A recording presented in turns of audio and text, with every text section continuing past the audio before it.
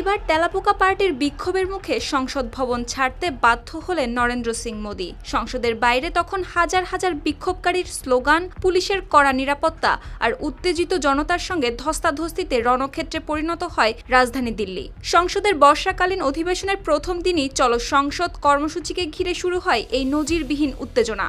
আর পরিস্থিতি এতটাই জটিল হয়ে উঠে যে কড়া নিরাপত্তা বলয়ের মধ্যে প্রধানমন্ত্রীর কনভয়কে সংসদ ভবন ত্যাগ করে বেরিয়ে যেতে দেখা যায়।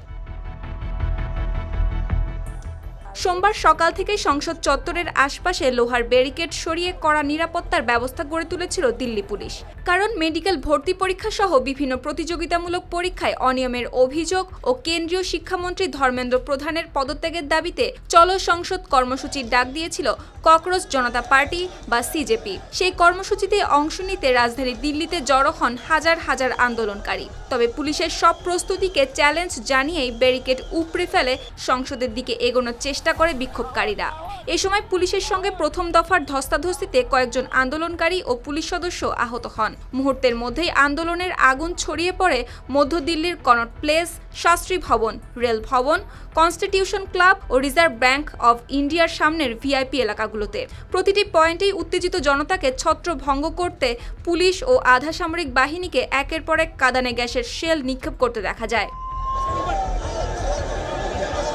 পরিস্থিতি সামাল দিতে এবং নিরাপত্তার স্বার্থে সংসদের দক্ষিণ দিকের প্রধান যানবাহন প্রবেশপথে তাৎক্ষণিকভাবে বন্ধ করে দেয় কর্তৃপক্ষ। একই সঙ্গে 5টি গুরুত্বপূর্ণ মেট্রো স্টেশনের প্রবেশ পথও সাময়িকভাবে বন্ধ ঘোষণা করা হয়। দিল্লি পুলিশের দাবি, এই কর্মসূচির জন্য কোনো আনুষ্ঠানিক অনুমতি দেওয়া হয়নি। সংসদ ভবনের আশপাশে বর্তমানে 163 ধারা বলবৎ থাকায় নির্দিষ্ট সংখ্যার বেশি মানুষের জমায়েতের কোনো আইনি নিষেধাজ্ঞা রয়েছে।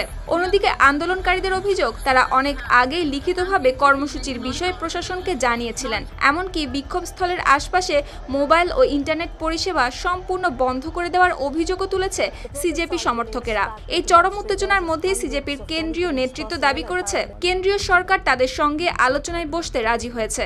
যদিও ভারতের কেন্দ্রীয় সরকারের পক্ষ থেকে এখনো পর্যন্ত কোনো আনুষ্ঠানিক ঘোষণা দেওয়া হয়নি। ফলে দিল্লির রাজপথে শুরু হওয়া এই রাজনৈতিক সংঘাত শেষ পর্যন্ত কোন দিকে মোড় নেয়, এখন সেদিকেই নজর ভারতের জনগণের। সুপ্তি রায়, RTV।